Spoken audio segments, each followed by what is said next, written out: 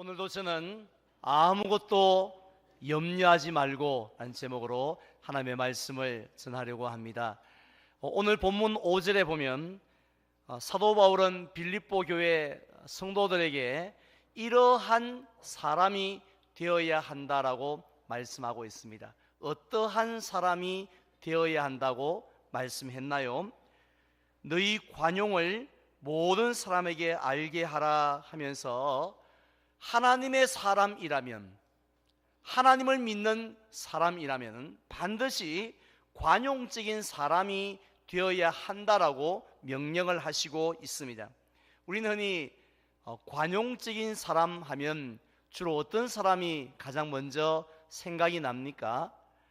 마음이 태평양처럼 넓어서 다른 사람이 어떤 실수를 하든 어떤 허물을 보이든지 간에 잘 이해하고 또 너그럽게 용서해 주는 분들을 보고 관용적인 사람이라고 합니다.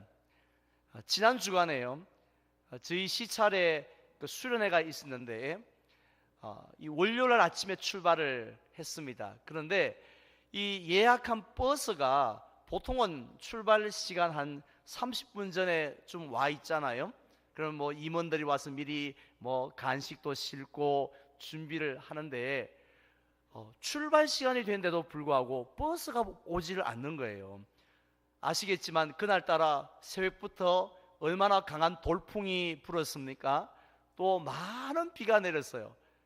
그런데 사람들이, 여러 교회에서 모인 목사님과 장모님들이 우산을 들고 짐을 들고 이렇게 이 버스를 기다리고 있는데, 제가 조심스럽게 표정들을 한번 살펴보니까 웃는 사람이 아무도 없었어요. 서서히 굳어져 가는 중에 드디어 버스가 도착을 했습니다. 이 비가 오는 월요일이라 특별히 교통 정체가 심했던 것 같습니다. 그런데요, 놀라운 사실은 속은 어땠는지 모르겠지만 버스를 타면서 기사분에게 막 짜증을 내면서 옷 다 젖었다고, 기분 다 상했다고 이렇게 화를 내거나 분노하는 분은 단 한 분도 계시지 않았어요. 저는 누가 화 좀 내면 저도 내려고 폼을 잡고 올라갔는데 아무도 화를 내지 않고 아무도 짜증을 내지 않는 거예요. 우린 이런 분들을 보고 관용적인 사람이라고 말을 합니다. 그런데 오늘 본문에서 사도 바울이 너희는 관용하라 라고 할 때 그 관용은 그보다 훨씬 더 깊은 의미가 있습니다. 헬라어로는 에피에이케스라는 말인데요, 다른 사람의 잘못을 또 실수를 너그럽게 덮어주는 그런 행동을 할 뿐만 아니라 어떠한 상황, 또 어떠한 이 힘들고 억울한 상황을 당했다 할지라도 마치 어머니 품에 안겨져 있는 아기처럼요, 이 내적인 평온함을 유지하는 사람이에요. 저처럼 화는 나는데 분위기상 어쩔 줄 몰라서 참는, 이게 관용이 아니고 벌써 그 마음 자체가 아무리 억울해도, 아무리 화가 나는 상황이라도 그 평온함이 깨트려지지 아니하고 유지할 수 있는 성품, 이것을 가리켜서 관용이라고 말하고 있습니다. 지난 주일에 제가 말씀을 드렸던 스페포드라는 사람도 바로 이런 관용적인 사람이지 않겠습니까? 왜냐하면 그는 대부분의 재산을 화재로 잃어버렸습니다. 거기다가 4명의 딸이 동시에 대서양 바다에서 목숨을 잃는 고난을 당하였죠. 그럼에도 불구하고 이 스페포드는 그가 작사한 찬송가 413장의 가사처럼 내 영혼 늘 평안해 라고 그렇게 고백할 수 있는 것, 이것이 바로 성경에서 말씀하고 있는 관용적인 사람이라는 겁니다. 그런데 흥미로운 사실은요, 예수님과 함께 무려 3년 동안이나 먹고 자고 생활했던 예수님의 제자들은 별로 관용적이지 않았던 것 같습니다. 즉 그들은요, 복음서를 보면 문제를 만날 때마다 그들은 이 내적 평온함이 깨어졌다는 거예요. 마태복음 8장에 보면은 어느 날 예수님과 함께 갈릴리 호수를 건너가는데요, 큰 풍랑을 만나게 되어집니다. 자, 그런데 풍랑보다 더 크신 예수님이 옆에 계심에도 불구하고 그들은 주무시는 예수님을 깨우면서 주여 우리가 죽게 되었습니다 라고 하면서 안절을 부절하는 거죠. 당황하여 어쩔 줄 몰라 하는 모습을 우리가 볼 수가 있습니다. 어디 그뿐입니까? 오병이어의 기적을 베푸실 때도 역시 그랬습니다. 그들은 먹을 것을 도저히 구할 수 없는 빈들에서 남자 숫자만 5,000명이나 되는 무리를 바라본 거예요. 지난 4월 첫 주에 부활주일 때 이 대구 스타디움에서 대구의 성도들이 모여서 함께 연합 예배를 드렸지 않습니까? 그래서 하나님께 영광을 돌렸는데요. 자, 그때에 저는 이 카메라로 쫙 이렇게 그 성도들의 찬양하는 모습을 잡을 때 정말 울컥했어요. 얼마나 감동스러웠는지. 그 엄청난 사람이 한 하나님을, 한 예수님을 찬양한다는 게 그렇게 감격스러웠는데, 그때 모인 숫자가 2만 명 정도 돼요. 그러니까 오병이어 현장에도 남자만 5,000명이니 여자와 아이들을 합치면 한 2만 명 정도 되는 많은 사람들을 제자들이 본 겁니다. 보는 순간 어떤 생각이 들었느냐면요, 빨리 예수님에게 찾아가서 예수님, 전능하신 예수님, 어떻게 하면 좋을까요? 하고 이렇게 겸손하게 묻는 것이 아니라 예수님을 다그치기 시작했습니다. 예수님 뭐 하십니까? 빨리 해산 명령 내리십시오. 이 2만 명 무리들 빨리 집으로, 빨리 마을로 돌려보내서 뭔가를 사 먹게 해주십시오라고 그렇게 재촉을 했습니다. 아마도 제자들은요 이렇게 생각한 것 같아요. 이렇게 많은 사람들이 굶주리게 되어지면, 먹을 게 없게 되어지면 마치 이스라엘 백성들이 광야에서 그렇게 했던 것처럼 여기저기서 수건되기 시작하고 불평, 불만이 막 쏟아져 나오다가 나중되어지면 어떻게 합니까? 빵 아니면 생명 아니면 빵을 달라 하면서 이렇게 빵을 달라고 폭동하고 데모를 하고 난리가 나지 않을 겁니까? 그 생각을 하니까 야, 큰일 났다 하면서 마음의 평온함이 깨어졌다는 것입니다. 근데 이러한 우리 마음에 있는 평온함은요, 풍랑이 있는 갈릴리 호수나 아니면 먹을 것이 없는 빈들에서만 깨어지는 게 아니에요. 이 내적인 평온함은요, 언제 또 어디에서 깨어지느냐 하면 사랑하는 부모님이 편찮으셔서 병원에 입원하셨다라는 소식을 듣는 순간 마음의 평안함이 깨어져 버립니다. 불안해지기 시작하고 걱정, 염려가 찾아옵니다. 또 우리의 자녀가 학교에서 왕따를 당하고 있다라는 이야기를 들어도요 역시 평온함이 깨어집니다. 은행의 잔고가 마이너스로 내려갔다면 그러면 더더욱더 말할 것 없이 평온함이 깨어집니다. 요즘 식당 하시는 분들, 사업하시는 분들 많이 힘들시다 들었습니다. 언론에 보도되어지는 것과는 달리 체감 경제는 얼마나 나쁜지 그 어느 때보다도 먹고 살기가 힘들고요, 매출이 줄고 일감이 많이 줄었다는 이야기를 들었습니다. 그냥 줄었나 보다, 또 오르겠지, 언젠간 오르겠지, 이렇게 편안하게 생각하신 분 있습니까? 주는 순간 오늘 매상이 얼마고 이달의 매출이 얼마고 봤을 때 조금이라도 내려가면 불안해서 견딜 수 없는 것이죠.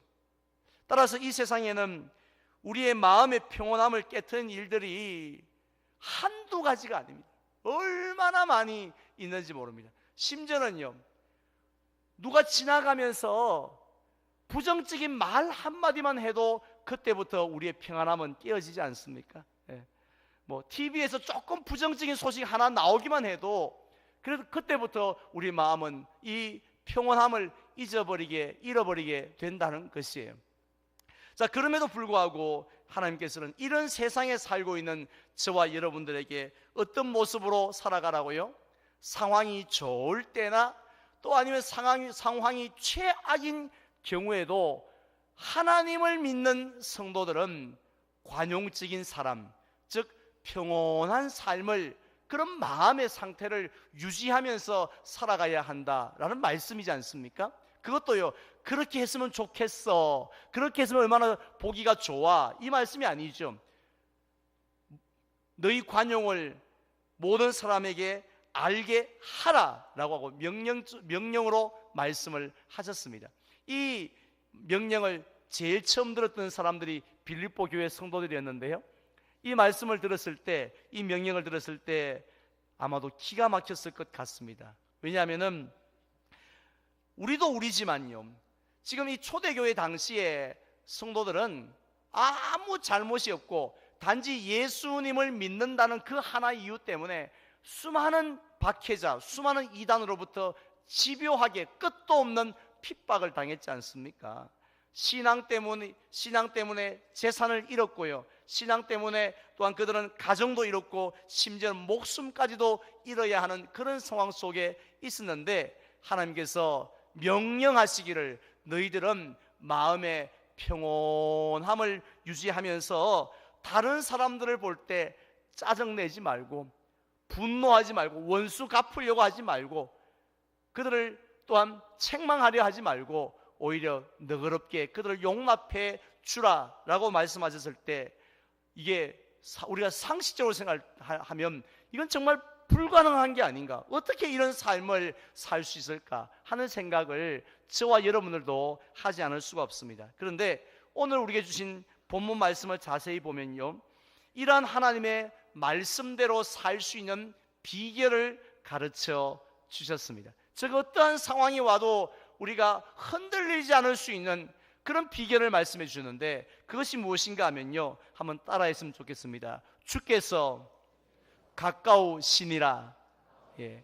우리가 인생을 살아가면서 절대로 잊지 말아야 할 귀한 진리가 있는데요, 그것은 바로 주께서 가까우시다라는 말씀인 줄 믿습니다. 그런데 여기서 이 주께서 가까우시다라는 이 말씀은 두 가지 의미를 가지고 있는데요, 먼저 첫 번째로는 부활하셔서 성천하신 예수님이 다시 이 땅에 오실, 즉 재림하실 그 때가 멀지 않았다라는 말씀이죠.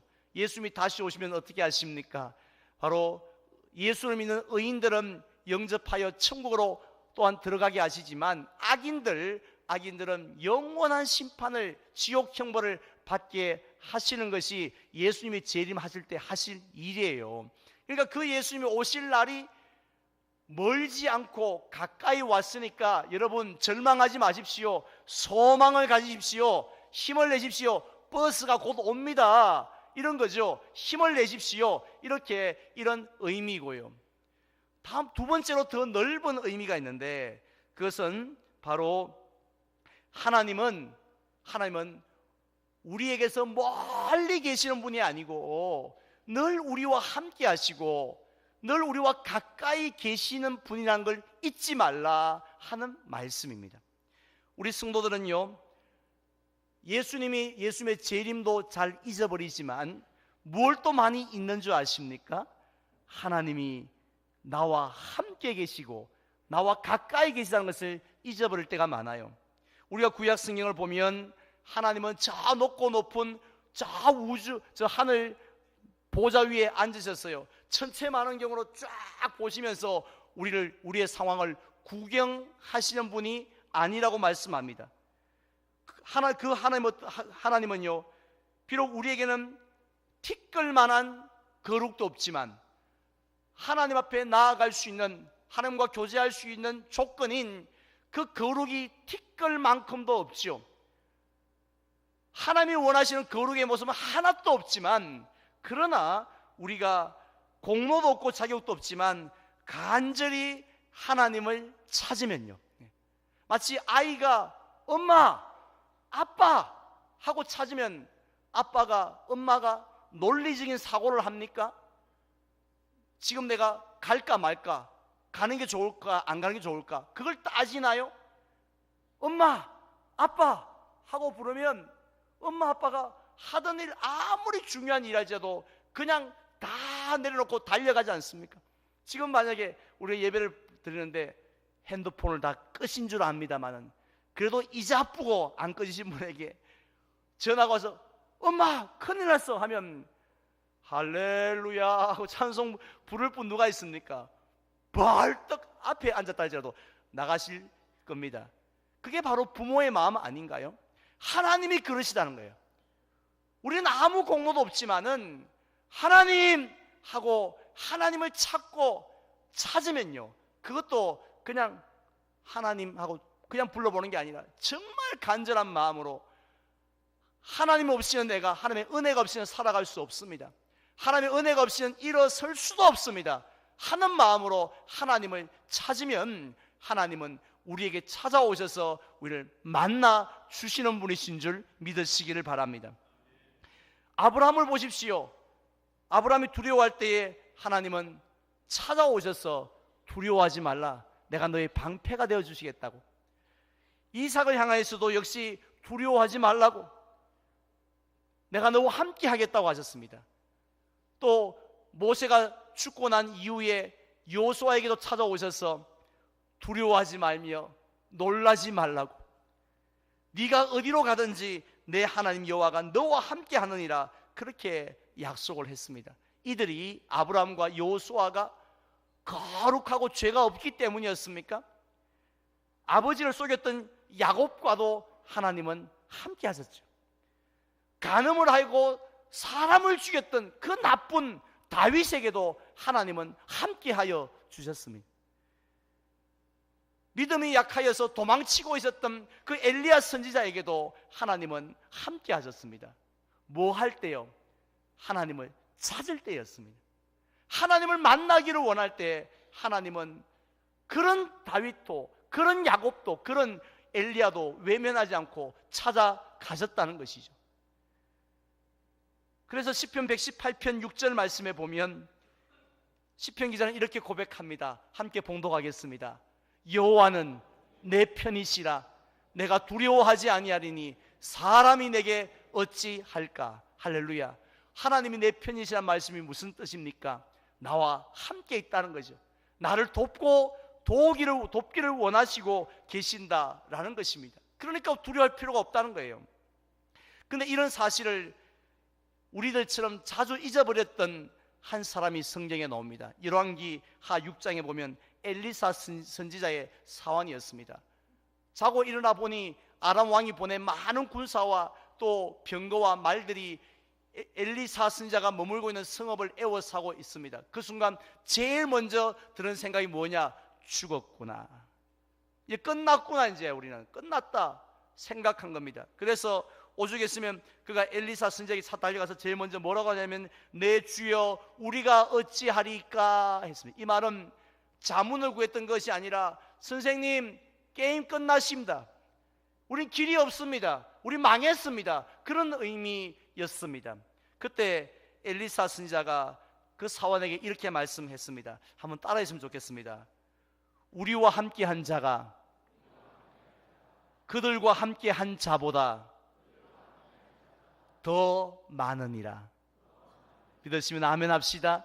예, 엘리사는 어떤 믿음이 있었습니까? 비록 우리 눈에는 보이지 않지만 하나님이 우리와 함께 하신다, 하나님이 우리 가까이에 계신다는 거죠. 하지만 이 사환은 생각할 때 아니요, 하나님은 멀리 계십니다. 그래서 지금 달려올 수도 없고 또 너무 멀리 계셔서 우리가 어떤 형편에 있는지 그것도 모르고 계시는 하나님이시다, 이런 의미였지만 엘리사는 아니요, 하나님은 지금 우리와 가까이 계시고 함께 계시고 우리가 찾기만 하면 하나님은 우리를 건져주시는 분이시다 하는 믿음을 가진 거죠.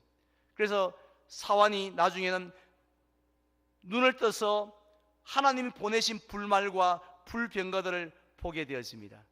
결국 이 사환과 엘리사는요, 함께 하고 계신 그 하나님을 바라보면서 하나님을 찾는 순간 원수 앞에서, 군대 앞에서도 평온할 수 있었습니다. 사도행전 16장에 나오는 사도 바울과 실라도 마찬가지였습니다. 그들은 많은 매를 맞았고 빌립보 깊은 감옥에 갇혔지요. 얼마나 아팠겠습니까? 얼마나 걱정되는 게 많겠어요. 내일은 어떡하지? 내일 죽는 거 아니야? 이러다가 별의별 생각이 다 들었겠죠. 자, 그러나 그들은 한밤중에 무엇을 합니까? 하나님께 기도하였다고 했습니다. 하나님을 찾은 거예요. 그리고 하나님을 찬양하였다라고 했습니다. 그들이 하나님을 찾고 기도하고 찬송할 수 있었던 비결이 무엇입니까? 뭘 믿었나요? 하나님은 나와 가까이 계신다. 나와 함께 계신다. 그래도 내가 찾기만 하면 하나님께서 나를 도와주신다 하는 믿음이 있으니 그들이 일어나서 찬양하고 기도했습니다. 그때 어떤 일이 일어났습니까? 큰 지진이 일어나서 믿음대로 그들의 옥터가 움직이고 옥문이 열려지지 않았습니까? 그 모습을 지켜본 간수가 깜짝 놀랐습니다.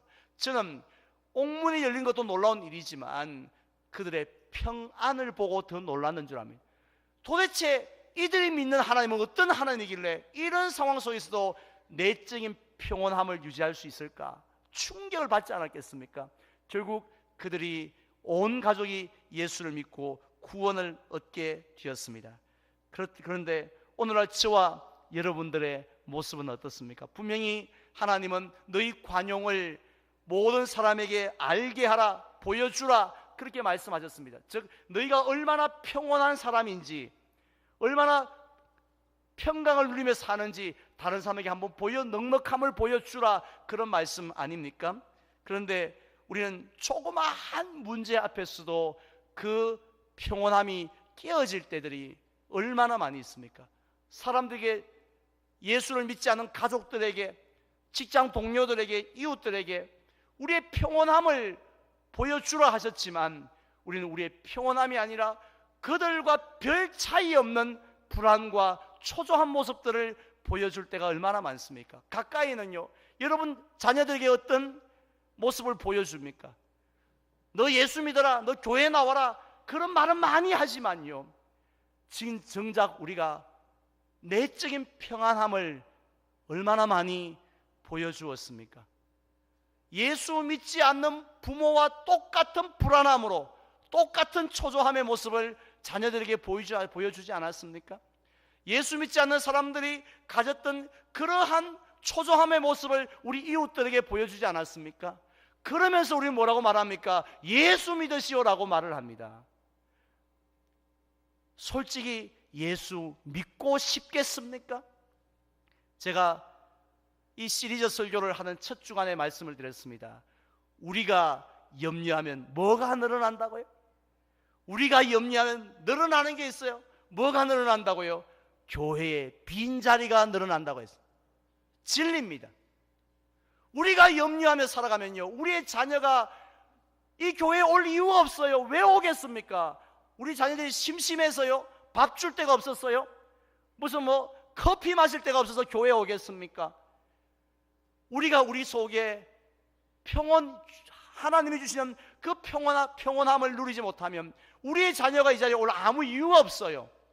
우리의 이웃들이 이 자리에 올 이유가 없다는 말입니다. 한 번은 마지못해 와주겠지만 더 이상 올 필요를 못 느끼는 자리가 될 수 있다는 건 여러분 기억하셔야 됩니다. 오늘날도 얼마나 많은 교회에서 또 사람들이 전도하고 있습니까? 그런데 왜 전도가 왜 안 돼요? 그것은 사람들의 마음이 강팍하기도 하겠지만 우리가 그들에게 매력이 없기 때문에요. 매력이. 예수 믿으면 매력이 뭡니까? 예수 믿으면 저게 좋겠구나 하는 게 없단 말입니다. 그렇기 때문에 오늘날 빈자리가 늘어가고 있는 것이 이 한국교회의 현실이 아닙니까? 그렇다면 왜 우리가 늘 평온하지 못합니까? 두 가지 이유 때문인데요. 첫째는 하나님을 제대로 믿지 못하기 때문이에요. 무슨 소리냐고? 전능하신 하나님, 사랑이 많으신 그 하나님 내가 얼마나 정확하게 믿는데 하시겠지만 정말 제대로 믿으시려면요, 그 하나님이 여러분과 함께 계심을 믿으시기를 바랍니다. 그거는 믿지 못하고 하나님이 나와 가까이 계신다는 것을 믿지 못한다면 제대로 믿는 것 아니지 않습니까? 그런 신앙 속에 무슨 하나님의 역사가 일어나겠습니까? 또 두 번째로 우리가 평온하지 못하는 이유는요, 하나님을 찾지 않기 때문입니다. 여러분, 오늘 예배 10분 전에 오셨습니다. 여쭤보겠습니다. 하나님을 얼마나 찾으셨습니까? 사슴이 시냇물을 찾듯 그런 마음으로 하나님을 찾아보신 적이 있습니까? 혹시 죄송하지만 너무 편안한 모습으로 너무 왔다가 그런 모습으로 그냥 돌아가시지를 않습니까? 그러면서도 오늘 예배 잘 봤다라고 만족하시나요? 그것은 하나님 보실 때 예배가 아니에요. 하나님 보실 때 예배는 뭐가 있어야 됩니까? 강대상이요? 찬양대가요? 피아노가 있어야 됩니까? 하나님 보실 때에 예배에 없어서는 안 되는 것 중에 한 가지는 바로 하나님을 찾는 간절함인 줄 믿습니다. 영적인 배고픔인 줄 믿습니다. 영적 포만감 속에 빠져 있지 않습니까? 라오디게아 교인처럼 뭐 이 정도 하면 뭐 먹고 살만하다 생각하시지 않습니까? 정말로 하나님 앞에 메어 달려서 하나님 한 분만으로 내가 만족할 수 있습니다 하는 그와 같은 마음으로 하나님을 찾아보지 아니하시면 우리에겐 평온함이 있을 수 없습니다. 대신 우리는 어떻게 합니까? 내가 가지고 있는 겨우 얼마 되지 않는 그 보잘것없는 힘, 또 보잘것없는 지혜, 물질, 그것 가지고 문제를 해결해 보려고 하니 답이 나오지 않는 거죠. 답이. 우리가 왜 우리가 평안이 깨어집니까? 제자들이 왜 깨어졌습니까? 자기들이 갖고 있는 실력으로 폭풍을 맞이하려 보니, 자기들이 갖고 있는 그 어떤 능력으로 5,000명을 먹이려고 하다 보니 답이 나오지 않았던 것 아니겠습니까? 어떤 소년이 소나무 그루터기를 뽑으려고 했습니다. 왜냐하면 소나무 그루터기는 송진이 많이 있어서 이걸 뽑아서 쪼개가지고 벽난로 땔감 연료로 쓰면 화력이 좋고 오래 가거든요. 그래서 아이고 요놈 딱 됐다 하고는 열심히 이렇게 그루터기를 뽑으려고 애를 쓰는데 근데 아무리 애를 써도 이 뿌리가 얼마나 깊은지 뽑히지가 않는 거예요. 끄떡도 하지 않는 겁니다. 땀을 정말 젖먹던 힘까지 다 합해서 뽑아도 뽑히지 않는 거예요. 그때 그의 아버지가 소년을 보면서 이렇게 기분 나쁜 말을 했습니다. 얘야, 너는 최선을 다하지 않고 있구나. 그게 네 문제다 야. 이렇게 이야기를 했습니다. 순간 자기의 애씀을 이해해 주지 못하는 아버지가 얼마나 섭섭했겠어요. 아버지, 내가 이렇게 애쓰고 이렇게 노력하는 건 아버지 다 보셨잖아요. 그런데 격려해 주지는 않을 망정 최선을 다하지 않는다니. 땀 보이죠? 땀. 내가 얼마나 힘이 들었는지 손이 벌벌벌 떨리는구만. 이렇게 말을 했습니다. 그러자 아버지가 이렇게 말씀합니다. 너는 아직 내게 도움을 청하지 않았지 않니? 그게 너의 최선이란다 했습니다. 그 소년이 할 수 있는 최선은요, 자기 힘으로 해결하는 게 최선이 아니에요. 하나님의 남의 도움을 청하는 것입니다. 오늘날 우리도 마찬가지입니다. 저와 여러분들 최선을 다해서 인생을 사십니까? 정말 최선을 다하는 인생은요, 염려함이 없습니다. 왜냐하면 최선을 다하는 마지막은 하나님을 붙잡는 것이기 때문에, 함께 하신 하나님, 나와 가까이 하신 하나님, 아무 공로도 없지만 예수 그리스도의 십자가의 보혈을 의지하고 올라온 그런 우리를 기쁘게 맞아주시는 그 하나님 앞에 아빠, 아버지 도와주세요. 아버지가 나를 좀 붙잡아 주세요. 이렇게 달리는 것, 이것이 저와 여러분들의 최선인 줄 믿습니다. 이제 저는 그래서 이사야서 55장 6절에 보면 너는 여호와를 만날 만한 때에 찾으라, 가까이 계실 때에 그를 부르라 라고 말씀하셨습니다. 이제 저는 말씀을 맺고자 합니다. 우리는 이 땅을 살아가면서 수많은 문제들을 만납니다. 그 문제들은요, 하나같이 깊이 뿌리가 박힌 그런 나무 둥치와 같습니다. 우리가 아무리 애를 써도 뽑히지를 않습니다.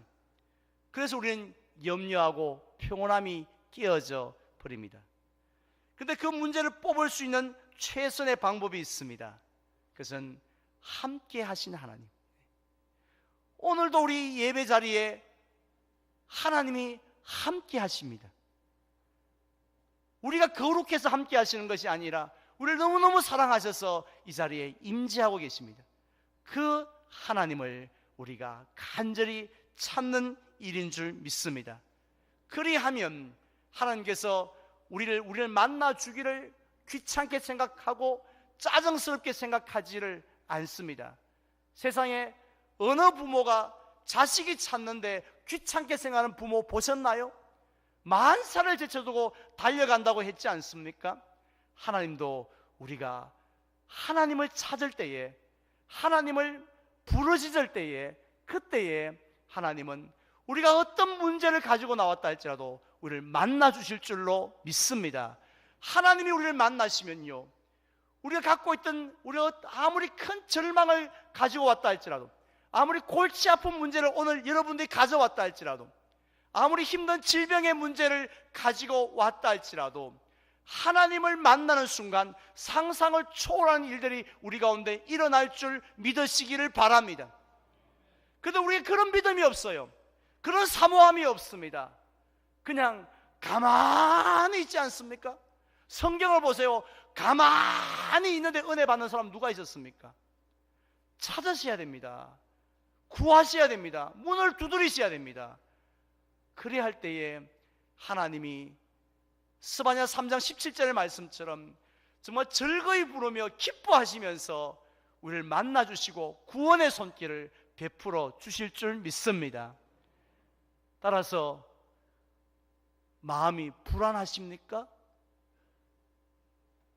이것은 내 문제가 크기 때문이 아니라 하나님의 손이 짧아졌기 때문이 아니라 바로 나의 믿음의 문제가 있음을 기억하시고요, 다시 하나님 앞에 나아가시고 붙잡으시는, 그래서 늘 여러분들의 삶이 내적 평온함이 늘 넘치는 그런 은혜의 삶들 되시기를 주님의 이름으로 축원을 드립니다.